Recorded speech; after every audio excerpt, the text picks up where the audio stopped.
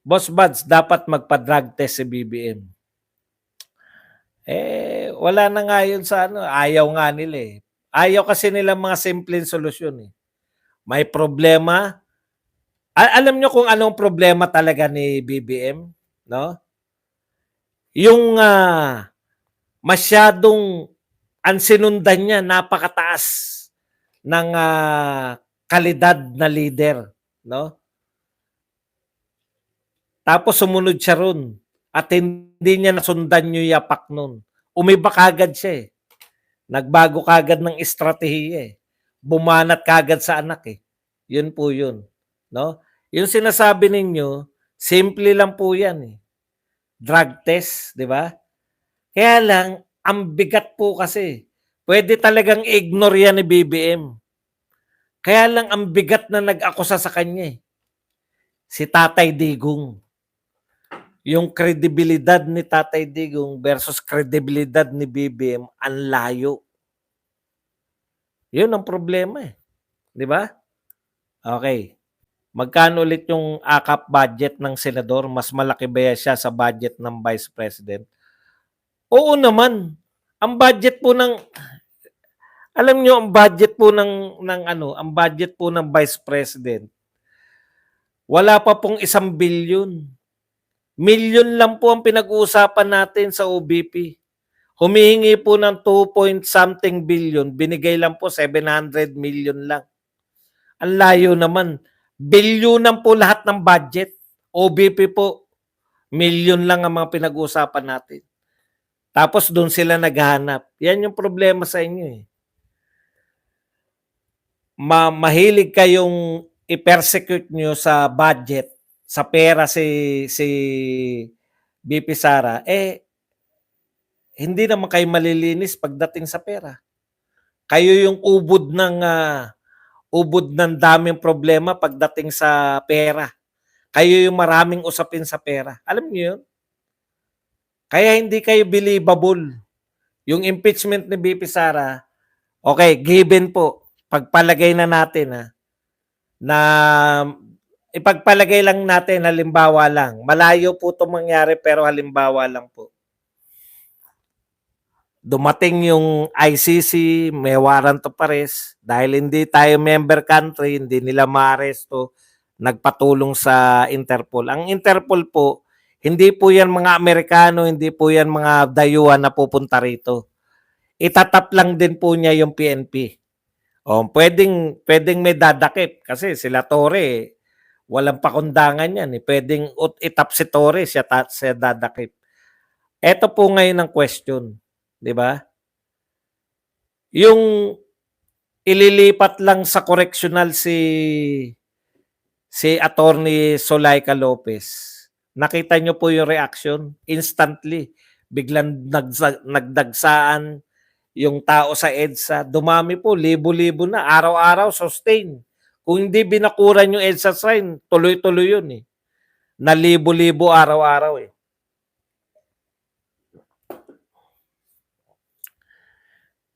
Nasa Maynila pa yan. Ano sa tingin nyo mangyayari sa Davao? Pag huhulihin, halimbawa na lang, halimbawa po si General Torre na atasang umuli. Ano sa tingin nyo mangyayari sa Davao? Sa mga tao sa Davao? Kung huhulihin po si Tatay Digong sa Davao. Hindi naman po pupunta ng Maynila yan para magpahuli sa inyo. Imagine niyo po yung problema pong idudulot niyan ng mga iniisip ninyo.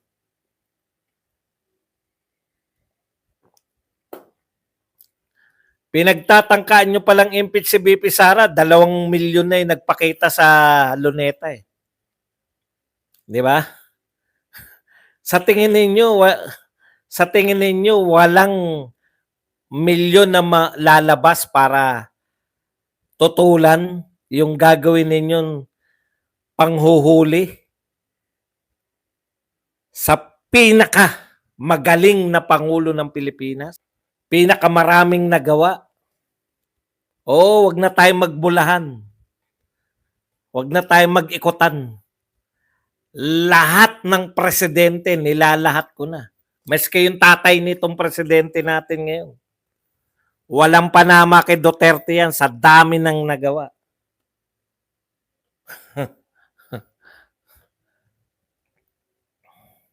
As in, sa dami talaga. Tapos sa tingin nyo, mahal na mahal ng taong bayan niya si Tatay Digong. Sa tingin ninyo, walang papalag, hayaan lang, panonoorin lang ng tao, mag-iiyakan lang sa tingin ninyo. Kaya yung mga pananakot nyo, yung mga diversion lang talaga yan. Dahil hindi nyo rin tsak gagawin yan. Lalo na yan, putya, yung presidente natin, meron ng experience yan na napalaya sila sa palasyo. Sa tingin ninyo, ay, hinuli si Tatay Digong, ganun lang. I-impeach pa lang nga yung anak eh. Milyon-milyon na yun tumututol eh.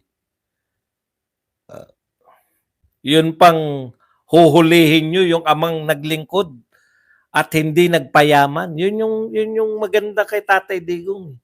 Hindi niya ikinayaman yang Kaya ang hirap pong ang hirap po nilang paniwalaan na nasasabihin nila na magnanakaw yung mga Duterte. Asan ang pruweba? Napakasimple ng mga Duterte na sa kanilang pamumuhay. Nasaan ang pruweba? Matanda na si Tatay Digong. Nagnakaw siya, hindi niya i-enjoy yung pagnanakaw na ginawa niya kung sakasakalin tama kayo. Kaya nahuhuli kayong mga magnanakaw kasi binabandera ninyo. Ano yung ililihim ni Tatay Digong? Kunwari, mahirap tayo. Ano niya yaman kung hindi naman niya na-enjoy?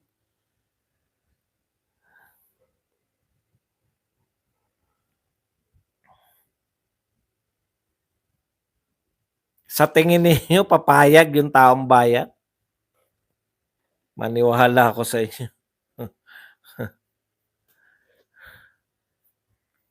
Ay mangyayari people power sa Davao.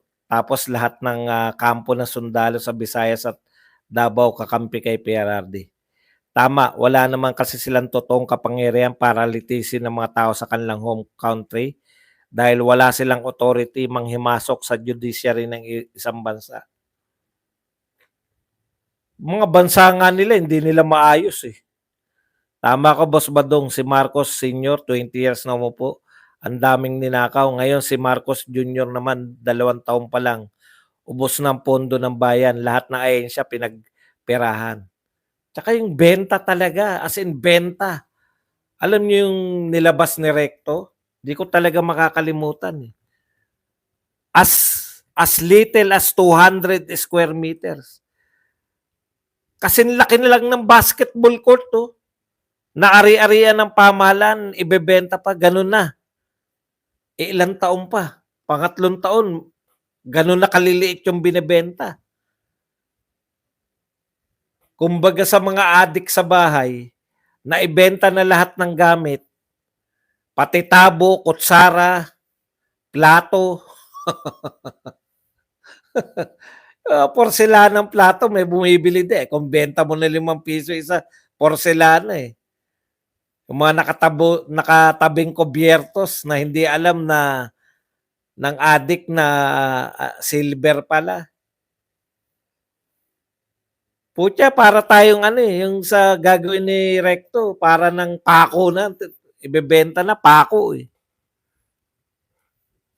Bubong dingding, wala na natira. Kung sino man magpapasok sa ICC, pwedeng kasuhan. Correct. Invasion yan. Dayuhan sila eh. Noon, di ako maniwala na magnanakaw Marcos. Ngayon, nakita, narinig. Ayan, nasaksiyan na natin. Kasi mga bata pa tayo noon eh. Parang paninira lang eh. Ganun talaga, Boss Buds, pag may adik sa pamilya, ubos lahat. Lalo na yung tatay ang adik. Correct. Kasi inaalaw nyo. Antindi, benta dito, benta doon.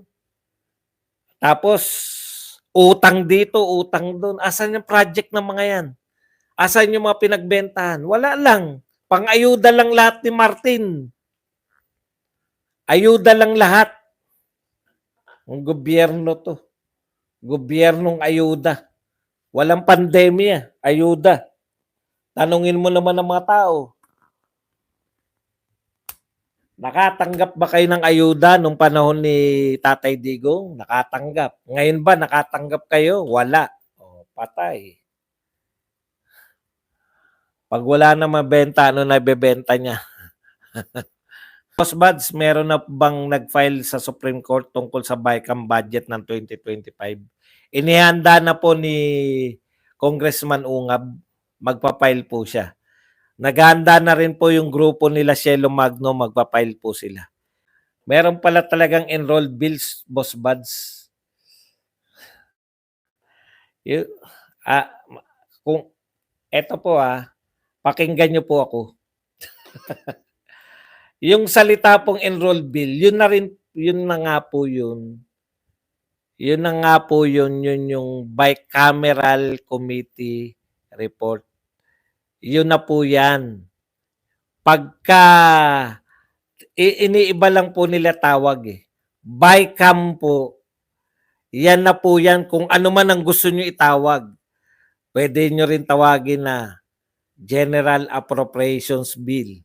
Pwede rin kino-concern nyo kasi yung sarili ninyo sa tawag. Kasi nagpapalusot nga si Chis Escudero Pag sinabing si Badong, ako yun. Pag sinabing si Aratilis, ako pa rin yun. No? Hindi dalawang tao si Badong at si Aratilis. Ako pa rin yun. Ano man ang itawag nyo riyan, bicameral committee report or enrolled bill, isang dokumento pa rin lang yan. So, dalawa lang po yung dokumentong pinag-uusapan natin. Yung galing po sa BICAM, kung ano ang gusto mong itawag, okay. No? Walang problema dyan. Enrolled bill, General Appropriations Bill, pare-pareho lang yan. BICAM report pa rin yan. Kaya ini-introduce ni Chis Escudero, magaling siya magpaikot 'Di ba? Ang sinasagot nila, walang blanco para hindi sila nagsisinungaling. Kasi pinapakita na nga, ano sinasabi nyo na walang blanco yung BICAM report. Eto nga, hawak namin may blanco. Para kunwari, may additional isa pa. Ang nire-recognize lang, maski ni Bersamin, BICAM report, GAA. Pag napirmahan ng Pangulo yung BICAM report, dapat yung BICAM report ang mababago lang sa kanya, hindi siya pwedeng madagdagan. Yung binito lang, yung tinanggal lang. Tatanggalan mo lang siya, ibibito mo lang, or ibabalik mo. Yan po yun. Ibibito mo yung certain pwedeng bahala na yung Congress kung a-action na nila yung binito mo, kung i-resubmit sa'yo. Pero wala kang babaguhin dun. Yung BICAM report, walang babaguhin yung mga congressman dyan. Kaya kung nakita ni Ungab na bakante yan, kung napirmahan, kung na-ratify nila, ira-ratify Kung na-ratify nila yan, yun yung may pirma, BICAM report or General Appropriation Bill, pareho lang yan. Or enrolled bill, pare-pareho lang po yan. Dalawa lang po yung dokumento. Kasi yung isa wala pang pirma ng Pangulo, BICAM report or General Appropriations Bill or yung sinasabi nyong enrolled bill. Okay? Parang ako yan, isang tao lang. Tawagin nyo kung Badong, ako yun. Aratilis, ako yun. So sana matapos na yan. Alam ko yung pinaghugutan nyo yan Nalilito lang kayo sa tawag. Yan pa rin yun. Si Tatay Digong minsan tinatawag, alam natin pag sinabing Digong siya yun. Pag sinabi nating PRRD, siya pa rin yun. Pag sinabi nating President Duterte, siya pa rin yun. O, naintindihan nyo na? Walang bagong dokumento. Kaya may nagsisinungaling pag may sinabi na tinanong, bakit po may blanco ang BICAM report? Walang blanco yung enrolled bill. Para kunwari, malilito, malituhin yung mga congressman. Wala na silang follow-up. Kung magagaling yung congressman, ibig nyo po sabihin, iba pa yung BICAM at enrolled bill? Kasi nalito sila eh. Ganun po talaga yun eh. Pag nanlilito, kukunin kanya sa ano eh. Kita nyo, si Ungab, buhat nung nagsimula, yun pa rin ang sinasabi. Tayo, buhat nung nagsimula, yun pa rin ang sinasabi. BICAM, after ng BICAM, pag pinirma ng Pangulo yan na yung GAA. Ang tinatanong niya, boss, bakit merong enrolled bill? Enrolled bill, yan din yung BICAM report, kako. Enrolled bill, yan din General Appropriations Bill. Pag bill pa lang, wala pang perma yung Pangulo. Pag pinirmahan na, act na. Ang ibig sabihin ng act, batas na siya. Bill, panukalang batas. Bill. Batas na, law or act.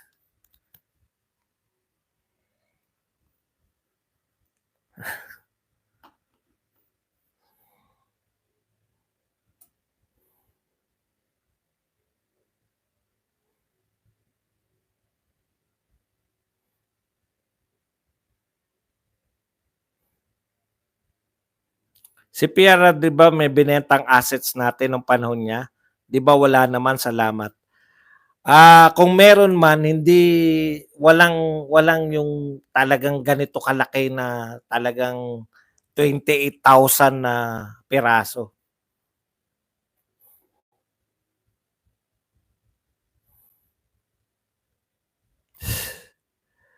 Paulit-ulit tayo. Ulit. Last na ulit na to. So yung magpapaulit pa, balikan nyo na lang. BICAM report lang, ito po ang totoo. BICAM report, yan na po yung dadalin. Pag na-ratify na, na-aprobahan na ng Senado at Kongreso, BICAM report, yan po yung dadalin na sa palasyo. Pag pinirmahan na po ng Pangulo, GAA na yan, General Appropriation Act. Okay? Saan kayo nalilito? Nililito kayo ni Chis Escudero. Kaya kayo nagpapalito naman. Ang akusasyon ni Ungab,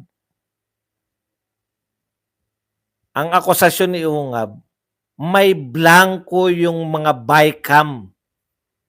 Di ba? Okay. Kaya saan na, kung nakarating sa Malacanang, wala ng blanco, may nag-fill in the blanks. Wala pong pinag-uusapan na General Appropriations Bill at saka Enrolled Bill. Di ba? Pinauso naman yan, pwedeng yan talaga yung tawag dyan. Yan talaga yung tawag. Pare-pareho lang pong tawag yan. So, dalawa lang po yung dokumento. BICAM report, JA. Pag napirma na po ng Pangulo, JA na yun. Bakit sinasabi pa nila na iniiba-iba? Nanlilito nga eh. Nililito nga kayo. Katunayan, nalito kayo, di ba? Yan ang patunay na effective yung ginawa sa inyo ni Quezon. Wala naman po nagsabi na 3 ang dokumento. Lahat po nagsasabi 2 lang. Bakit tayo naghahanap ngayon ng ano? Bakit tayo naghahanap ngayon ng enrolled bill tsaka General Appropriations Bill? Pinaliwanag ko po kanina. Yan din po yung tawag doon sa BICAM report. Binigyan ko ng halimbawa. Katulad ko, badong ako. Ako rin yung tinatawag na aratilis. Pag sinabi ko, sino yung vlogger na aratilis? Ako din yun. Sino yung vlogger na badong? Ako rin yun. Isang dokumento, 3 yung tawag nila. Yung GAA, pwede rin tawagin yan General Appropriations Law. Kaya lang, mas nakagawian na na General Appropriations Act. Na sana unawaan na tayo, no? Ganun po sila nanlilito.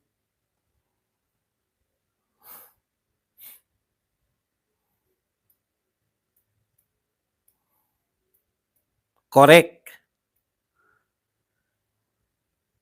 Hindi po equals yung gabat gaa.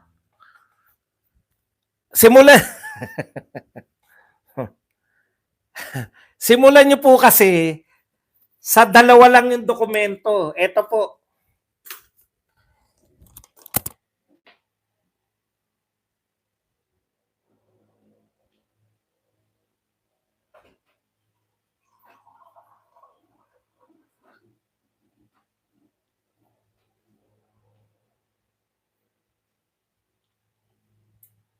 Gawa tayo ng ito po yung halimbawa, ito po yung BICAM report. Ito po yung ibibigay kay Marcos. Para po ito maging GAA, General Appropriations Act, kinakailangan pumirma. Ito rin po yun. Kaya lang pipirmahan na. Ngayon, ang sinasabi ni, bakit may bakante?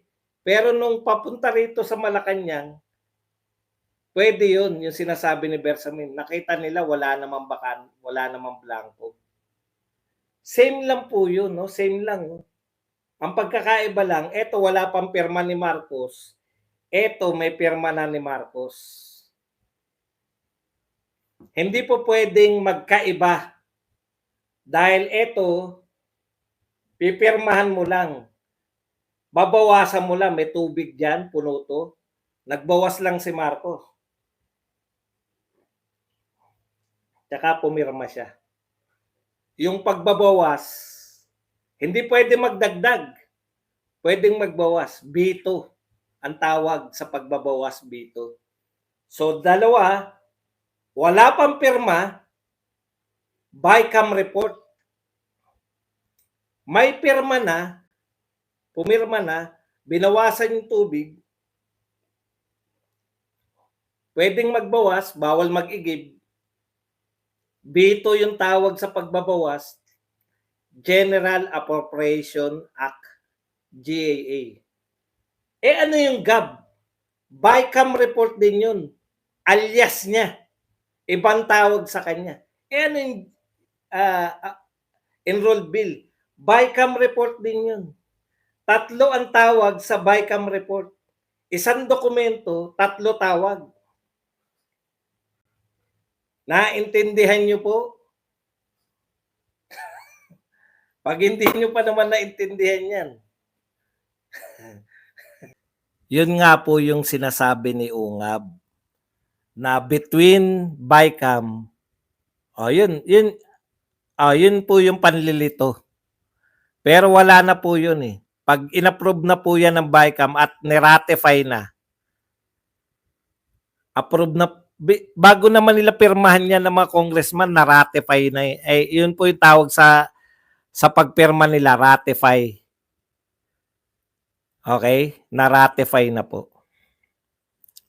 So yung mga pumirma na walang yung mga pumirma na blanco, yun may problema. Kasi sinicertify nyo na tama yung BICAM report na to na wala naman. May blanco yung BICAM report, kaya lang bago pirma ni Marcos, nag-fill in the blanks muna siya para hindi na blanco yung pinirmahan. Hindi po natin alam kung sino, yun nga po yung tinatanong. Sino yung nag-fill in the blanks? Nilito talaga kayo. Nilito talaga kayo. Si Ungab, wala naman sinasabing iba pa yung enrolled bill, iba pa yung General Appropriations Bill. Yun na rin po yun. Yun na po yun. Yung tawag sa GAB, yung tawag po sa BICAM na na-ratify na po. BICAM report po, bago po maging effective po yung BICAM, lahat po na report, kinakailangan po i-ratify yan. Parang given na kasi yung kaya hindi nila tinatalakay. Para po sa atin maliwanagan tayo. Hindi pa po yan matatawag na BICAM report kung hindi pa nararatify. Natandaan nyo? Ito, bibigyan ko kayo ng halimbawa. Bakit walang report yung Parmali? Yung investigation ng Parmali, wala pong report yun, di ba? Kasi hindi na nakarating yun sa pagra-ratify. Doon pa lang sa committee, hindi na sila pumirma. Ayaw nila inilagay ni Gordon. Biruin mo, walang testigo laban kay Tatay Digong. Pagdating kay Gordon, siya na yung pinakautak ng Parmali.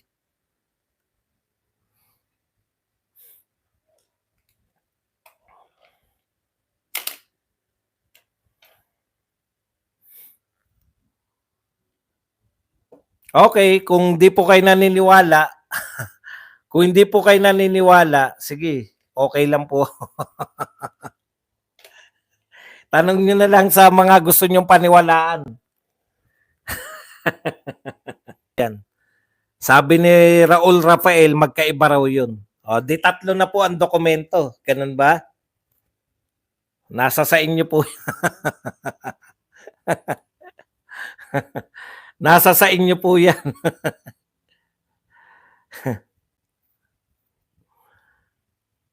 Maghanap po kayo na tatlo po yung dokumento.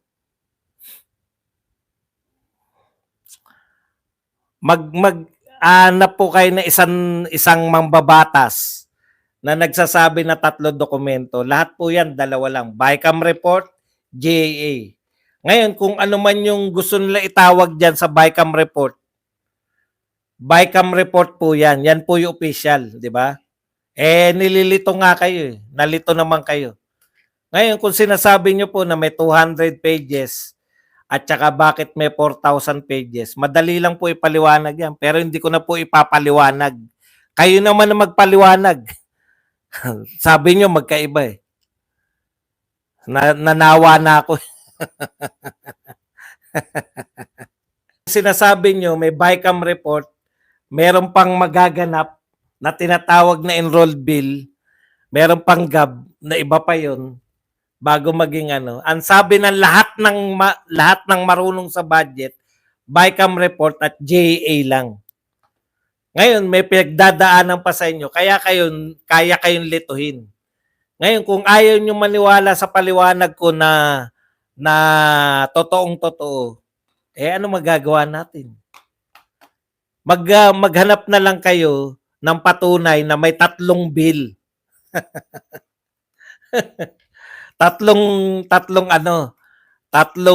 May nagsabi man lang na tatlo yan.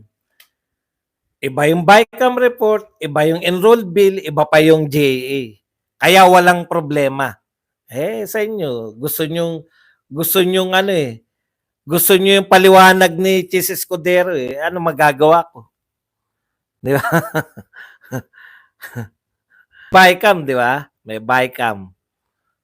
Tapos, pag tapos na nila sa BICAM, okay na yung committee yun di ba? Bicameral committee. Pagkatapos niya, ipapa-approve na sa both houses. Di ba? In-approve nila Hindi sila pwedeng magbago. Wala na pong pagbabago yun. Mula po sa BICAM committee, napili lang po, pili lang yung BICAM Hindi na po pwedeng baguhin yun. I-approve nyo o i-reject.